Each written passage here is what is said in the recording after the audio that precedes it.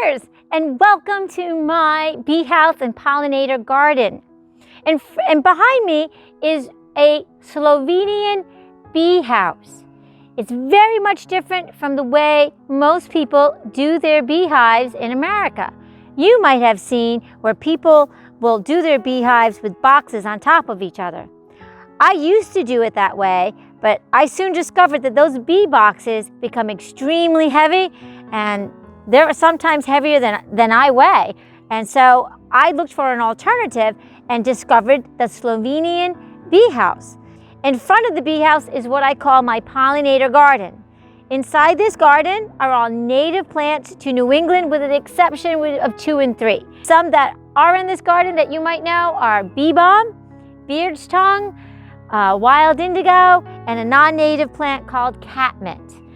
So you might have noticed that on the front of my bee house, all the hives are painted different colors. The reason for that is that bees can distinguish their hives from each other by the fact that they're different colors. They also can smell the hive because there's only one queen per hive, and that queen puts out a particular smell. And that's how they find their hives. You will notice that the bees are coming and going. And right now, the honey flow is getting started. Lots of pollination out there going on. And my bees right now are looking really good. It's really important as a beekeeper to sometimes stand outside your hive and observe the behaviors of your bees to make sure that they're doing okay, and just to see what they're bringing in to their hive. And right now, I see a lot of yellow and dark orange pollen, which is very exciting. And they're also practicing how to fly. So a lot of times when you're standing here outside the beehive, you will notice that they'll be doing figure eights because they're practicing how to fly, and they're also practicing how to land. And sometimes the newer bees, when it comes to flying, crash land, which is kind of funny if you stand here and watch it because they're kind of cute. They do tumble salts.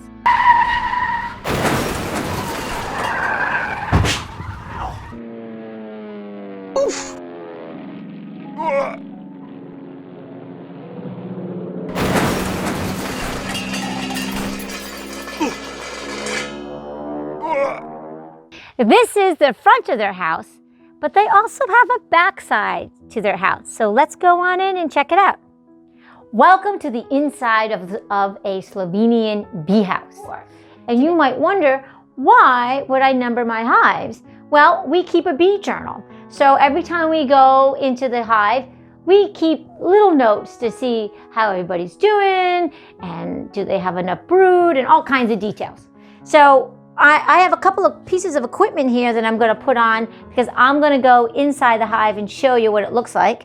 I have my smoker going, so this keeps the bees calm and kind of pushes them back to the behind the hive. A flashlight just in case I want to have some extra lighting.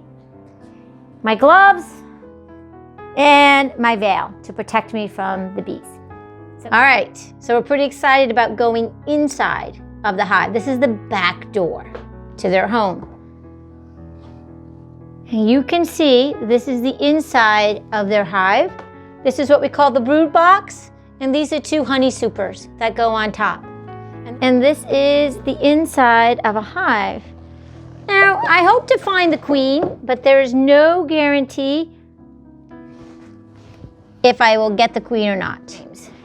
And I just gently pull these frames out. Oops.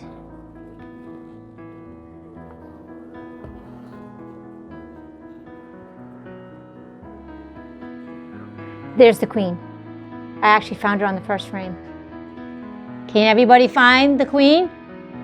There she is. She has a blue dot on her back. She's not born with a blue dot. She is marked, so we can find her. Sometimes we don't mark them, but this one is a marked queen, and she's searching for a place to lay some eggs, which is good. She's doing great.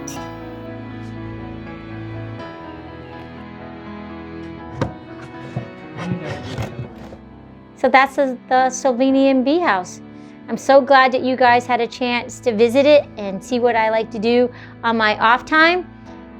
But now it's time to go into the studio and see what we can be inspired by. What could we create around bees? So come on in and let's start making art. I love going into my bee house. It smells so good. It gives me such good energy. There's such wonderful vibes. The vibration of the bees themselves, the way the sounds that they make, and just that smell is just so good. It gets my creative juices going. So, before we went into the bee house, we had to walk through a pollinator garden. And even though it's insect week, it's also honoring insects and what they have to do with our planet. So, what we're going to focus on for this week is creating a garden design. And what you have in front of you right now, or what I have in front of me, is a garden design that was inspired by the Marco Polo flower gardens in China. And this was an aerial view of that garden. And it was just as bright and colorful as my sort of marker picture right here. And I was just like amazed that those are just flowers.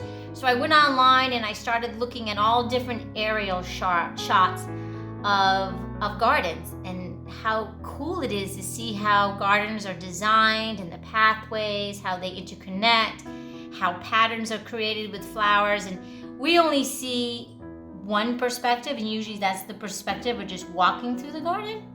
But this is what a bee would see as they flew above and around the garden. This is what a hummingbird or a butterfly would see.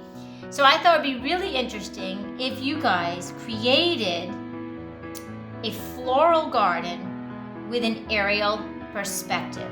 That is a perspective as if you were a drone and you were flying over the garden, what it would look like. So these are my garden beds. These are all, like, imagine these would be all different kinds of variety of flowers. These are the pathways, and there's like little arrows that show you how to walk around the garden. These are extensions of other parts of the flower beds. And then I have actual green zone, grasses. And notice how I used a light green, and then I went over it with a dark green to sort of break it up so it wouldn't be so static. I didn't want it to be boring. So it almost has like a golf coursey kind of feel to it, which I like. And I want you to really look at the examples before you get started on this. So, because there's a lot of ways you could create variation. It doesn't have to be circles. This came from, like I said, the Marco Polo flower garden in China. And there are other images there from different gardens around the world. And I did an example just in black and white. And I sort of changed it up. I kept the circles, but I sort of curved my pathways and I thought to myself, what about flower beds in the shape of a leaf? And those could be all different kinds of green plants like hostas and other shaded plants, ferns, all in this area. And I'm gonna color this later, but this is how I did it. I went around the house and I collected things that had circles, okay? This is like my little bee guy, really cute. He's a circle. So to make perfect circles, I had to hunt for circles. You guys know how to do that in my art room, and you can do that at home if you want to do the circles. You don't have to do circles. This is wide open. But once I got my idea and I did my flower beds first, I connected them, and then I thought of what would be the patterns. Now I kept the patterns pretty simple. All right, I didn't make them too complicated because this is a flower bed, and I wanted to be realistic. If I was gonna like present this to a city and say I like my gardening plan, but let's put it in action, it needs to be doable. It's best if you could try to do these in markers if you have it. It looks really stunning, I think. It's really bright and powerful. If you don't have markers and you just have crayons, that's fine too, but I am going to ask you to really, and I mean really, color nice and dark. Crayons work wonderful if you make them nice and dark for this project. No wimpy coloring. This is just not gonna do it, no. I want to really punch. You can't even see it on the camera that well. Really nice and dark. If you have watercolor, it might be interesting to do different tones of your watercolor from light to dark. You can fool around with that too, and then after it dries, add some marker or crayons on top of that watercolor. If you have the materials, experiment. I just use markers. I think that looks great because I like the brightness of it. Kind of gives it sort of a very graphic feel. That's going to be up to you. You have the choice of your materials. I'm just suggesting how you use them. Use them correctly. Remember, you're trying to master the materials that are given to you. Whenever you're in the lower grades or upper grades, it's all about stages of mastering the materials. And now that, for my older kids, now you can take the materials and sort of combine them, mix them, because you're starting to master them. So anyway, I'm looking forward to seeing your submissions. So many of you are submitting your artwork. I'm so impressed with the diligence and hard work that you guys are doing on your online classes. We're so impressed with you. I miss you. The weather's going to be terrific this week, so get out in the garden, explore the colors, see if that inspires you on your garden design.